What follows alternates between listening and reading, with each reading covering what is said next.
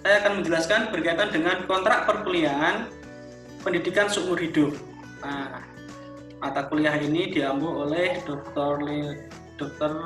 Anda Lilik Dismawati MD dan saya sendiri Imam Sofwan SPC MD dari jurusan pendidikan luar sekolah UNES.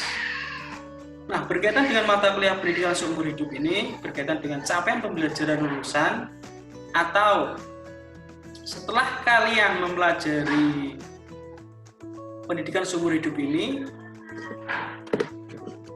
capaian pembelajarannya lulusannya adalah kalian mampu atau bisa secara kognitif atau secara pengetahuannya bisa menjelaskan konsep dan teori pendidikan seumur hidup. Nah, pendidikan seumur hidup itu apa? Nah, itu secara kognitif. Terus secara psikomotorik, nah berkaitan dengan keterampilan. Nah, berkaitan dengan keterampilan, mahasiswa nanti mampu mempunyai keterampilan untuk mengidentifikasi, menganalisis, menetapkan atau menerapkan aplikasi konsep dan teori pendidikan seumur hidup ini kepada masyarakat. Nah, pada masyarakat luas. Nah, nanti masyarakat luas yang seperti apa nanti akan dijelaskan secara mendetail. Nah, yang ketiga berkaitan dengan afektif. Afektif itu berkaitan dengan sikap. Nah, ini berkaitan dengan sikap memiliki atau ini bisa menilai. Nah, berkaitan dengan pendidikan seumur hidup itu yang pas, pendidikan seumur hidup yang ideal itu seperti apa. Nah, ini adalah capaian pembelajaran lulusan. Nah, ada CPL, ada juga capaian pembelajaran mata kuliah. Nah, ini capaian pembelajaran mata kuliah ini berkaitan dengan pertemuan-pertemuan yang akan kita lakukan selama 1 semester. Nah, pertama atau pertemuan kali ini kita membahas tentang kontrak perkuliahan. Nah, ini adalah kontrak perkuliahan kita. Pertemuan pertama berkaitan dengan kontrak perkuliahan dan konsep dasar PLS. Nah, terus pertemuan yang selanjutnya atau pertemuan kedua, nanti kita akan membahas konsep dasar pendidikan seumur hidup dan teori-teori PSH. Nah, ini teori-teori dari para pakar-pakar PSH. Nah, agar lebih mengenal apa itu pendidikan seumur hidup. Nah, yang ketiga, pertemuan ketiga atau minggu ketiga kita akan mempelajari implementasi pendidikan seumur hidup di lingkungan pendidikan. Nah, kita ketahui bahwa yang namanya lingkungan pendidikan itu ada lingkungan pendidikan di keluarga, ada lingkungan pendidikan di sekolah, ada lingkungan pendidikan di masyarakat. Nah, ada juga yang menyatakan bahwa lingkungan pendidikan di komunitas atau tempat kita bekerja, kita belajar, itu adalah juga lingkungan pendidikan. Nah, selanjutnya kita akan mempelajari yang keempat, dasar pemikiran pentingnya PSH. PSH itu penting apa tidak? Nah, nanti kita akan mengetahuinya di pertemuan keempat. Nah, selanjutnya di pertemuan kelima, batasan dan karakteristik PSH. Batasan atau pembelajaran atau apa sih yang dipelajari pada PSH, batasan-batasannya, fokus pada apa, karakteristiknya seperti apa. Nah, ini nanti akan kita pelajari di pertemuan kelima. Nah, selanjutnya pertemuan keenam. Nah, faktor-faktor yang mendorong perlunya PSH. Nah, ini berkaitan dengan masyarakat. Masyarakat yang seperti apa sih sebenarnya yang butuh pendidikan seumur hidup itu? Atau diri kita sebenarnya butuh nggak pendidikan seumur hidup itu? Nah, nanti kita akan pelajari di sini. Nah, pertemuan ketujuh berkaitan dengan kerangka kerja teoritis pendidikan seumur hidup. Nah, bagaimana sih kerangka kerjanya secara teorinya, atau pendidikan seumur hidup ini bisa nggak diterapkan kepada orang lain, atau pendidikan seumur hidup ini bisa nggak diajarkan kepada orang lain. Nah, ini akan dipelajari pada pertemuan ke-7. Nah, terus pertemuan ke-8 kita UTS. Nah, ini ujian tengah semester UTS-nya ya. Nah, itu. Terus ini setelah UTS kita akan mencoba atau kita akan mempelajari berkaitan dengan pendidikan seumur hidup bagi anak-anak itu seperti apa. Nah, kini kita langsung mengimplementasikannya secara fokus. Nah, Tujuannya apa? Agar kalau kita nanti mungkin menjadi orang tua atau kita menjadi kakak bagi adik-adiknya, nah nanti pendidikan seumur hidup yang sesuai usia anak-anak itu seperti apa. Nah, agar pertumbuhan dan perkembangan dalam kehidupannya itu bisa berkualitas, bisa optimal, tumbuh kembang dengan optimal berkaitan dengan pendidikannya. Nah, terus PSH bagi masa sekolah. Nah, ini masa sekolah. Nah, dulu kalian mungkin belum memiliki pengetahuan tentang pendidikan seumur hidup pada waktu di sekolah, sehingga kalian mungkin pas di sekolah merasa, mungkin sekarang ini kalian menyesal, saya dulu sekolah kok cuma mendapatkan itu saja ya, saya sekarang usianya 16 tahun tapi saya kok masih atau hanya mampu dalam bidang ini saja ya, padahal ada kemampuan-kemampuan lain yang harus saya inginkan, atau mungkin orang lain itu mampu dalam hal banyak tapi kok saya masih sedikit. Nah, ini berarti ada pendidikan seumur hidup yang belum kita maksimalkan.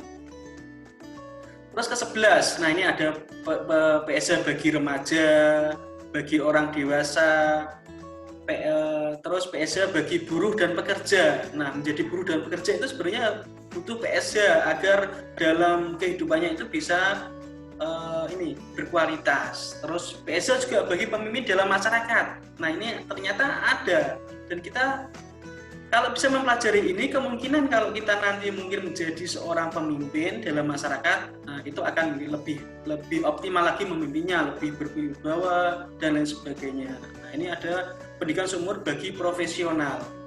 Nah, pertemuan dari dari ke-9 sampai ke-15 ini tentunya kita bisa mempelajarinya nanti dari internet, dari artikel-artikel penelitian, terus juga bisa dari buku-buku.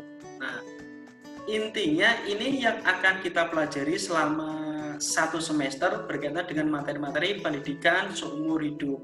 Nah, pendidikan seumur hidup berarti pendidikan itu dilakukan sepanjang hayat. Seumur hidup kita melakukan pendidikan dari lahir sampai meninggal. Nah, kalau kita bisa melakukan pendidikan dengan baik, dengan maksimal, nah insya Allah hidup kita akan lebih berkualitas, hidup kita akan lebih meningkat.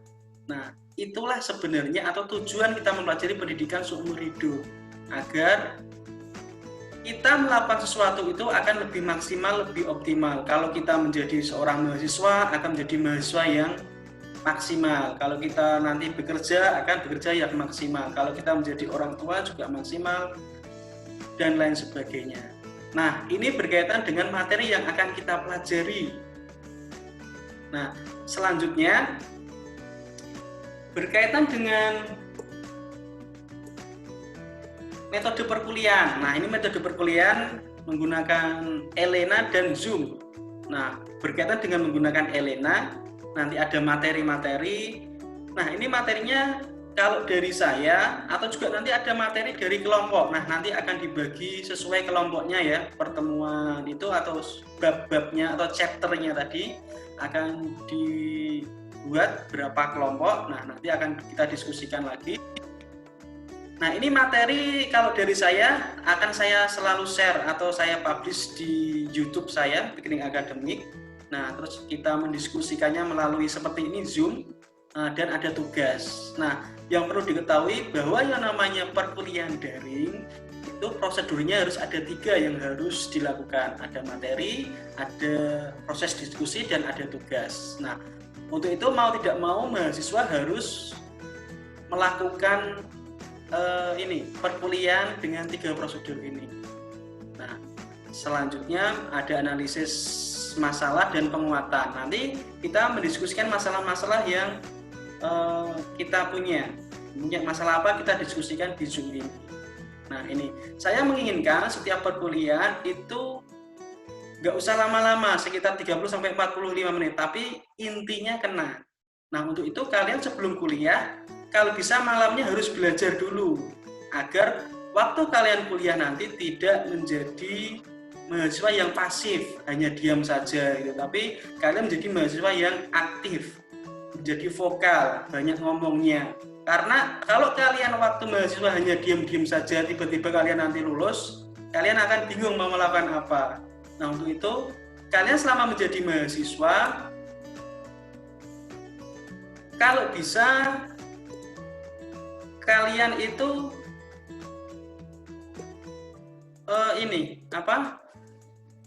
harus mengoptimalkan diri untuk berbicara, berkomunikasi, berorganisasi, nah, seperti itu. Nah, itu yang harus kalian lakukan. Nah, ini berkaitan dengan metode perkuliahannya. Terus berkaitan dengan tugas individu dan kelompok. Nah, ini mau tidak mau yang namanya mahasiswa itu ya harus mengerjakan tugasnya, harus mengerjakan job deskripsinya. Nah, ini di sini ada tugas individu dan tugas kelompok. Nah, tugas individunya adalah membuat resume atau rangkuman materi setiap babnya. Nah, ini kalian harus membuat resume atau rangkuman materi setiap babnya dan dimasukkan atau dikirim atau disimpan lewat Google Drive. Nah, ini dengan mengirim di Google Drive nanti saya akan lebih mudah untuk mengoreksi. Selain itu juga disubmit di Elena. Nah, karena di UNES menggunakan Elena. Nah, terus yang kedua berkaitan dengan materi kelompok. Tugas kelompok berkaitan dengan materi pertemuan. Nah, pertemuannya itu nanti disesuaikan. Nah, nanti dibuat kelompok. Nah, kelompok 1 materinya apa, kelompok 2, 3 dan seterusnya. Nah, terus ada UTS. Nanti ada materi teori, terus ada UAS. Nah ini rancangan penelitian kualitatif. Nah, ini UASnya apa? Belum saya ganti ini ya. Nah, ini berkaitan dengan tugas dan individu. Nah, berkaitan dengan penilaian. Penilaian nanti ada bobotnya harian, UTS dan UAS. Nah, nanti lebih banyak yang mana? Biasanya lebih banyak ke harian, kalau harian banyak sekali. Nah, berkaitan dengan kehadiran. Nah, kehadiran ternyata juga menjadi penilaian. Kalau hadir hadir minimal 75%. Kalau hadirnya 50% berarti tidak mendapatkan nilai. Nah, itu berkaitan dengan berkaitan dengan kontrak perkuliahan yang saya sampaikan. Semoga dengan kontrak perkuliahan ini bisa menjadikan perkuliahan kita selama 1 semester ini berjalan dengan baik, berjalan dengan lancar sesuai dengan apa yang kita harapkan. Oke, itu terima kasih berkaitan dengan kontrak perkuliahan yang sudah saya sampaikan. Silahkan jika ada yang mau didiskusikan, ada pertanyaan,